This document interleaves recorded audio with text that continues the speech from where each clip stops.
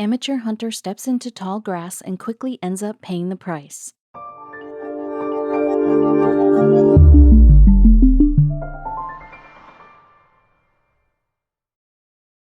But before we start, please make sure to subscribe to M&R TV and hit the bell so you never miss any upload from us.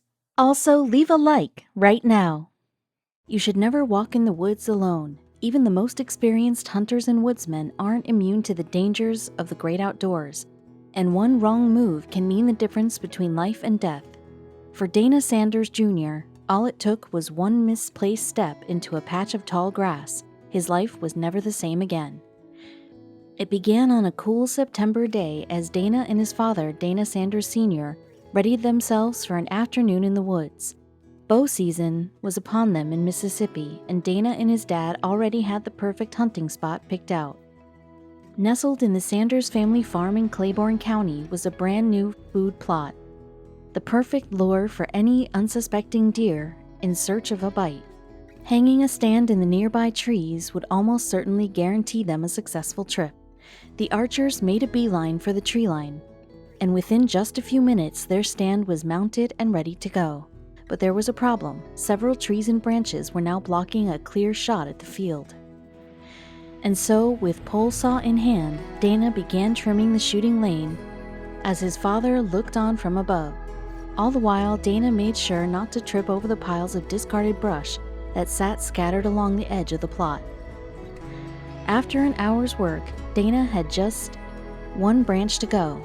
He eagerly took a step forward, not bothering to look at the tall grass growing alongside particularly large brush pile. Then he felt it. The strike was quick, violent, delivering a sensation unlike any other to his left leg. Then the pain hit. Stumbling from the brush, Dana quickly rolled up his pant leg. He could only stare at the sight.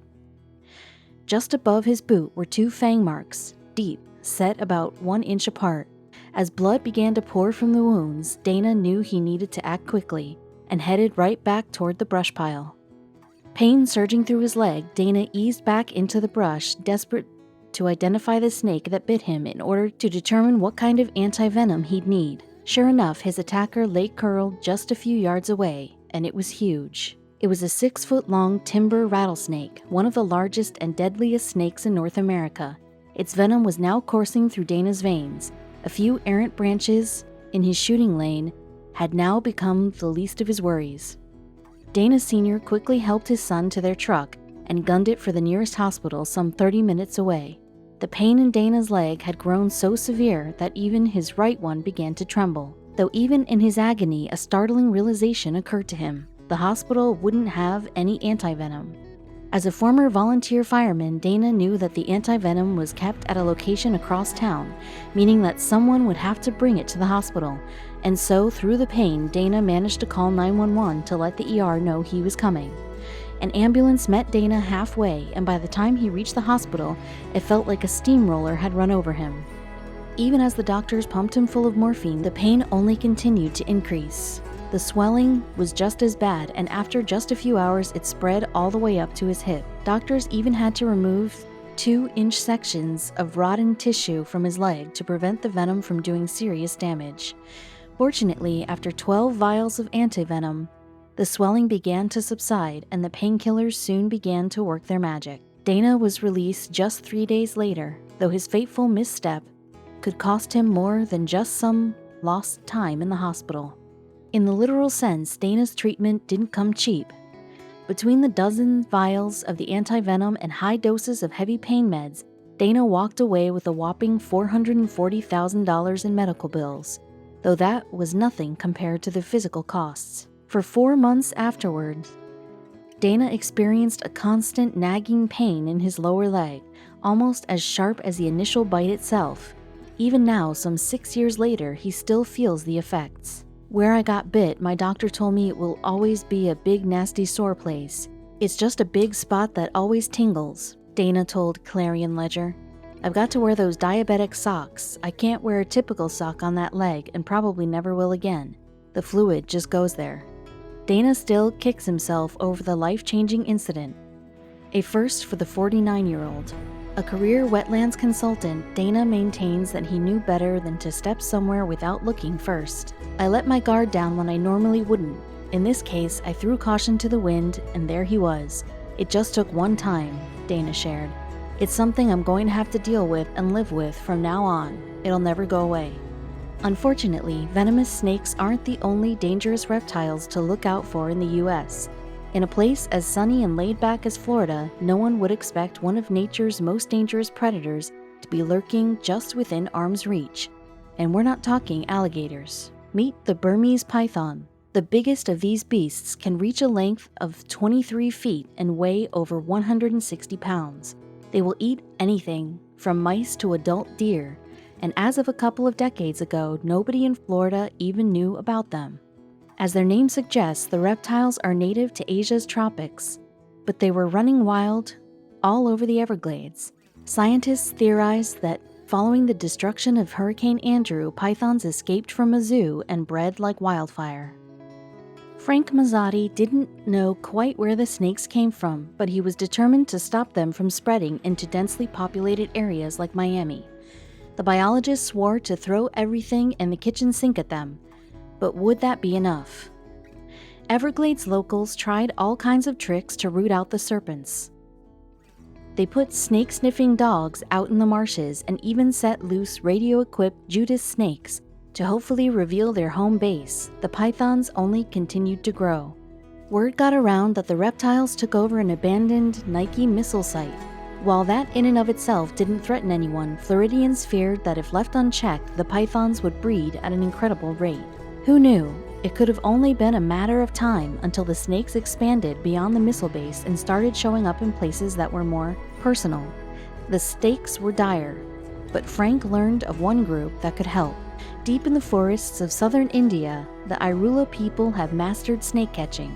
They see it as an art and take the practice incredibly seriously, even after India has slapped strict regulations on snake trading. In recent years, the Irulas have captured poisonous reptiles for the purpose of producing antivenoms. Clearly, there was nobody on Earth more qualified. But how could Floridians convince this tribe to help a community on the other side of the world? Frank and his herpetologist pals managed to make contact with the Irulas, and to their surprise, the snake catchers showed interest in helping them. Granted, the Floridians would have to shell out thousands of dollars and agree to some unusual methods. Hard as it was to believe, the Irulas didn't use any state-of-the-art tools for finding and capturing snakes. Instead, their weapon of choice was something found in any garage: a tire iron. Contrary to what you might think, they didn't intend these tire irons for a Simpson-style whacking day. The Irula used them to clear a path through the brush and pick up snakes. But ultimately, they tried to capture the reptiles alive when possible. So Frank welcomed the best Irula hunters, Masi Sadayan and Vadivil Gopal, to the Everglades. While both men were in their 50s, they were at the top of their game, but the Floridians got nervous when the Irulas said they'd never before hunted snakes so large. However, Masi and Vadivil smiled when they shared this fact. They were eager for the challenge, the chance to put their skills to the ultimate test. Granted, their brand of animal control was not without its risks. From the start, the Irula's tactics puzzled Frank and his friends. They insisted on marching blindly through the thicket part of the swamp. When a snake's trail ended, Masi and Vadivil made everyone sit down, pray, and smoke a cigarette. Frank's hopes began to wane until one of the Irulas pointed to a shimmer in the mud. Brandishing their trusty tire irons, Masi and Vadivil scooped up a fully grown python. That was only the beginning.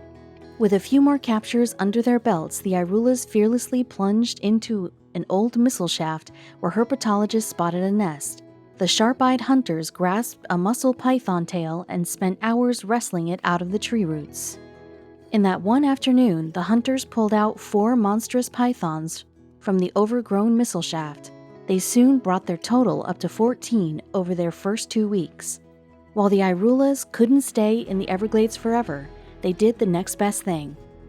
Masi and Vadivil shared their wisdom with the local wildlife management team, which could never have located these pythons with conventional techniques. The Irula's knowledge could stem the invasion, so the Floridians wanted to give them something in return.